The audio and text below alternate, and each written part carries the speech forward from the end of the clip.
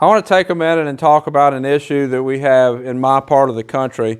We're on the Mississippi Gulf Coast, and our winters average like lows in the 40s, highs in the 60s. This morning it was a little bit cooler. We were right at freezing, supposed to get into the 50s today. And then sometimes we'll actually get into the upper 70s, close to 80, even in the wintertime. And one of the issues that we have is the horses will start to sweat under their winter coat, even no blanket on, nothing else. And what happens when they'll sweat under their winter coat, just turned out in the pasture, they'll develop a little bit of a fungus from being wet under that coat and not drying well. And then that fungus will turn into rain rot. And she has a little bit of it right here on her hip. I can feel it. There's little bumps on the skin. And it's pretty common around here this time of the year. And as far as treating it, pretty much it just needs to be curry out the bumps. It's going to be a little bit tender and might have to curry on it a little bit over a couple days. But just opening it up, and that fungus will dry and it will die. And what the bumps are is where the fungus has irritated the skin, and that's why it's a little bit tender. And catching it early like it is right here, it's really not a big deal. It doesn't really affect anything.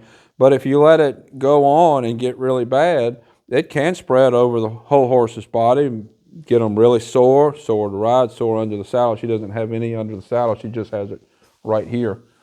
And that's from sweating, running around when she was turned out. And if you don't take care of it when it's early like this, then you can get into some serious situations where the skin will actually get infected. You'll have to put the horse on antibiotics. But this is it's a fungus. It's kind of like athlete's foot, that kind of thing. And just opening it to the air and just letting it dry, it's going to go away. A more severe case, you can bathe them with something like an antifungal shampoo, and that will kill the fungus if you can't open it to air. Or if it's persistent and more over the whole body, you want to get a little more aggressive. I've heard of people treating it with something harsher like Listerine or even a diluted bleach, and that will kill the fungus, but those are actually really harsh on the skin and will burn the skin and cause a lot of irritation, and the horse isn't going to like you if you put even a diluted Listerine on the horse. It's just not good for the skin. So I don't believe in doing it with any of those harsh chemicals. I know a lot of people that do. But for the most part, when you have rain rot, if you catch it early, just currying it, opening it up, opening the fungus up to air, and it goes away. If you have a real severe case, you can get into where it gets transmitted from one horse to another. But the situation with that is the horse's body itself has to be in a condition that the fungus can live in. Like with her, this section right here, she sweated from the skin, and that sweat was held under the hair, and that's held the moisture up against the skin, and that's what created the fungus.